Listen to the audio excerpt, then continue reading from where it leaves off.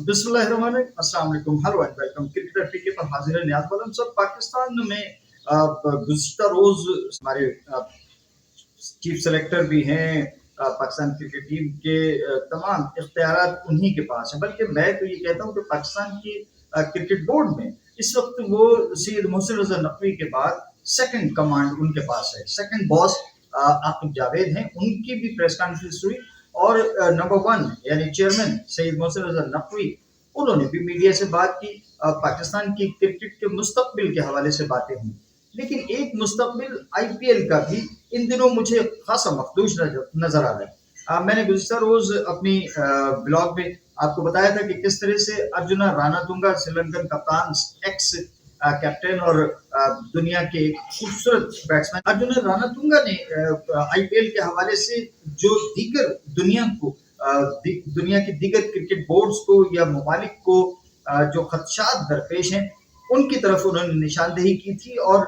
उन्होंने सबसे पहले तो अपने श्रीलंका के क्रिकेट बोर्ड के हवाले से उन्होंने इस उम्मीद का बल्कि ख्वाहिश का इजहार किया था कि वो श्रीलंका क्रिकेट बोर्ड से बात करेंगे और उन्हें पाबंद करेंगे, श्रीलंका के खिलाड़ियों को एनओसीज न दिए जाएं और पाबंदी लगाई जाए कि श्रीलंकन खिलाड़ी वो इंडियन प्रीमियर लीग को ज्वाइन न करें, क्योंकि उन्होंने मुख्तलिफ इशारे दिए थे, मुख्तलिफ मौक़े उनकी तरफ निशानदेही की थी कि किस तरह से दुनिया भर की टीमें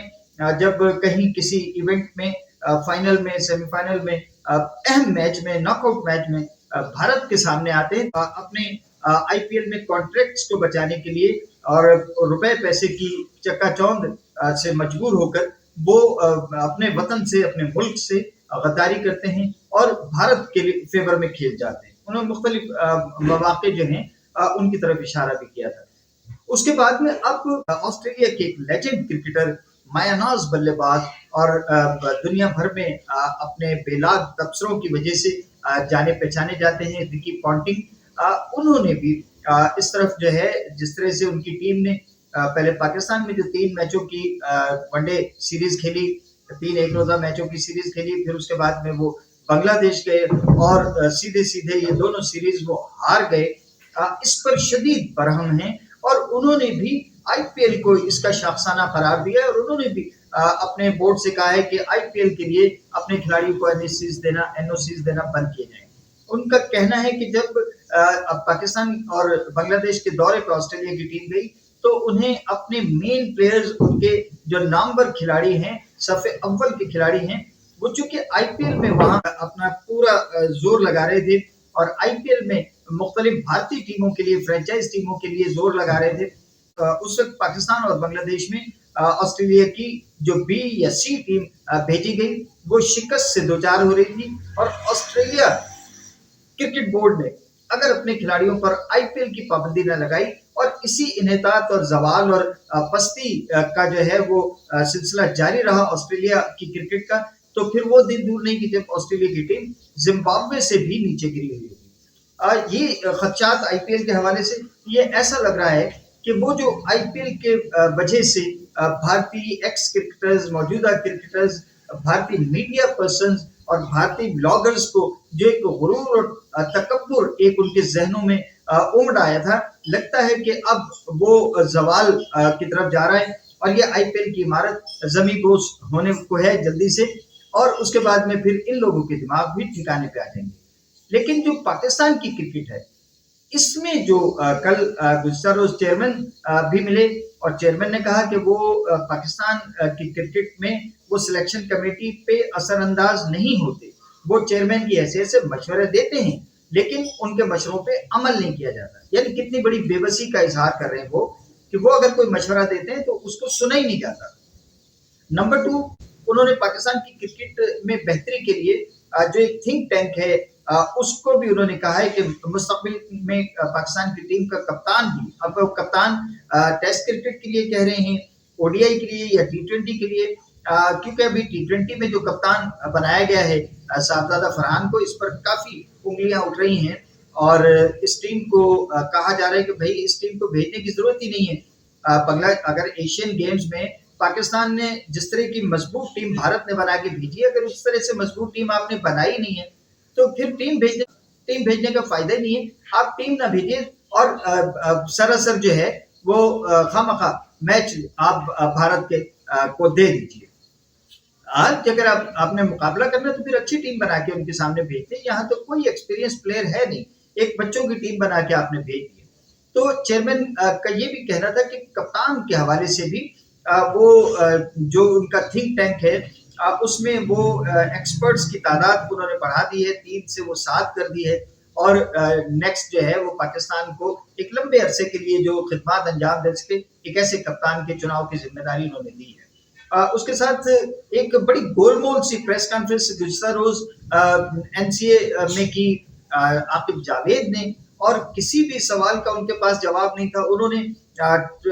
2027 के क्रिकेट वर्ल्ड कप के हवाले से भी गोलमोल सी बातें की, और उन्होंने कहा कि जी अभी 1.5 साल पड़ा हुआ, तो अभी से इस तरफ जो है वो जो तनकीद की जा रही है वो अबस है, बेकार है। हाँ, अक्टूबर में श्रीलंका की टीम आएगी और हमारी कोशिश है कि बायलैटरल सीरीज खेलकर हम दुनिया की 6 मुमताज टीमों में किसी तौर अपने आप को कायम रखें। और जाहिर है फिर उसके लिए वो यही करेंगे कि जो टीमें बाहर से पाकिस्तान आएंगी वो वहाँ उन्हीं को स्पिन ट्रैक्स बना के, और अब तो इसमें भी हमें शिकस्त का मुंह देखना पड़ता है कि दुनिया की टीमें भी अब स्पिनर्स लेके आती हैं और हमारे बैटर्स के लिए जो है वो मुश्किल हो जाती है। हमारी टीम को अपने वतन में ही क्लीन स्वीप हुआ, व्हाइट वॉश हुआ। हम यहाँ साउथ अफ्रीका के खिलाफ भी जो है वो हमें मुंह की खानी पड़ी, वेस्ट इंडीज के खिलाफ हमें स्पिनर्स वो हमारे से तगड़े ले आए और हमें यहाँ जो है वो मुंह की खानी पड़ी। तो इस तरह से अभी ऑस्ट्रेलिया की जो टीम गई उसके खिलाफ मैच में पाकिस्तान ने बड़ी मुश्किल से अगर 40 रन की वो एक ज़हमती इनिंग्स न खेलते बाबर आजम, और फिर लास्ट में जो शादाब खान और अब्दुल समद ने एक पार्टनरशिप लगाई, अगर ये ना होता तो पाकिस्तान तो ये मैच हार जाता। तो अब आप क्या स्पिनर्स की स्पिनिंग ट्रैक्स बना के ही दुनिया को घेरने की कोशिश करते रहेंगे, और फिर उसके बाद में आप कोशिश करेंगे कि जो पाकिस्तान की टीम ने साउथ अफ्रीका में जाके खेलना है, उसके लिए भी उन्होंने कहा कि जी वहाँ कोई ऑस्ट्रेलिया की जैसी बाउंसी ट्रैक्स नहीं होते। ठीक है, नहीं होते, लेकिन मुख्तलिफ हैं। वहाँ की पिचेस ये स्पिनर्स के लायक भी नहीं है, स्पिनिंग ट्रैक्स भी नहीं होंगे वहाँ पे। आप कहते हैं कि जी जैसे वो माइक हैसन ने कहा था कि जी वहाँ पे भी कुछ विकेटें हैं जो पाकिस्तान जैसी हैं, और हमने जहाँ जहाँ मैचेस खेलने हैं हम उस एतबार से जो है वो अपनी तैयारी कर रहे हैं। तो इनकी तैयारियों पे भरोसा करने की जरूरत नहीं है। ये वही है कि जागते रहना भैयो और साढ़े ते न रहना। तो वही वाली बात है यहाँ पे कि ये कह रहे हैं कि जी अभी 1.5 साल पड़ा हुआ है, अक्टूबर के बाद फिर ये कोशिशें शुरू करेंगे। दुनिया 4 साल पहले, जो 4 साल बाद वर्ल्ड कप होता था, उसके लिए वो 4 साल पहले से तैयारी शुरू करते थे। और हमारी पाकिस्तान क्रिकेट के नंबर 2 बॉस वो कहते हैं कि जी इतनी जल्दी कोई नहीं है, हम अक्टूबर से जो है वो शुरू करेंगे। और आपको याद है कि अक्टूबर नवंबर में 2027 में इस ओडीआई वर्ल्ड कप जो है वो मुतवक्के है, और उसका आईसीसी ने जो है वो चॉक आउट भी कर दिया है। तो देखिए हम तो मजबूर हैं कि हर पाकिस्तानी की अपनी एक राय है, हर पाकिस्तानी अपनी राय देता है, उसी तरह से हमारी भी एक राय है। हम भी अपनी राय दे रहे हैं कि पाकिस्तान की क्रिकेट को, हाँ, अब जो नई एक पाकिस्तान क्रिकेट बोर्ड की पॉलिसी सनाउल्लाह के मुताबिक सीनियर स्पोर्ट्स रिपोर्टर उन्होंने अपने ब्लॉग में जैसे बताया, तो ये पॉलिसी इसका बेशतर हिस्सा जो है, इसके बेशतर नुकात जो हैं वो इंतहाई सूदमंद हो सकते हैं पाकिस्तान की क्रिकेट के लिए। हाँ, लेकिन एक बात जो कही गई है कि अब जो टेस्ट क्रिकेट के प्लेयर्स होंगे वो सिर्फ टेस्ट क्रिकेट ही खेलेंगे और वो T20 फॉर्मेट में नहीं होंगे। ये थोड़ी सी जो है वो डिबेटेबल है कि अगर क्रिकेट जो प्लेयर्स दुनिया भर की टीमों में ऐसे प्लेयर्स हैं कि जो तीनों फॉर्मेट्स खेलते हैं, तो ये कोई पाबंदी नहीं होनी चाहिए कि जो टेस्ट खेलेगा वो वनडे और T20 नहीं खेलेगा, या वनडे खेल सकता है T20 नहीं खेल सकता। ऐसे प्लेयर्स हैं दुनिया भर की टीमों में कि जो तीनों फॉर्मेट्स में एक जैसी सलाहियतों का इजहार करते हैं, एक जैसी परफॉर्मेंस देते हैं। तो ये आपको इस्तिस्ना देना होगा, ऐसे खिलाड़ियों का चुनाव करना होगा, उनको आपको जो है वो अंडरलाइन करना होगा। तो ये जो अगली पॉलिसी है कि जी 3 नुकात उसमें अहम होंगे। सेंट्रल कॉन्ट्रैक्ट के लिए हर खिलाड़ी जो है وہ سینٹرل کانٹریکٹ میں چنے جانے کے لیے اس کے لیے لازم ہوگا کہ وہ اس کا جو ہے وہ فزیکل فٹنس اس کی وہ اس معیار پر ہونی چاہیے. نمبر 2 اس کی پرفارمنسز جو ڈومیسٹک میں پرفارمنس اس کی رہے گی یا انٹرنیشنلی پرفارمنس ہے اس کو دیکھ کر سینٹرل کانٹریکٹ دیا جائے گا, کیٹیگری کا تعین کیا جائے گا. اور پھر نمبر 3 لازمی ہوگا کہ وہ ڈومیسٹک کرکٹ ضرور کھیلے گا. تو میرا خیال ہے کہ اس میں یہ تینوں نکات ہی شاندار ہیں اور ان پر عمل درآمد میں کوئی تعامل نہیں ہونا چاہیے. اور اسی کے ساتھ جناب یہ کہ نیشنل ٹیم میں کھلاڑیوں کے انتخاب کے لیے ڈیٹا بیس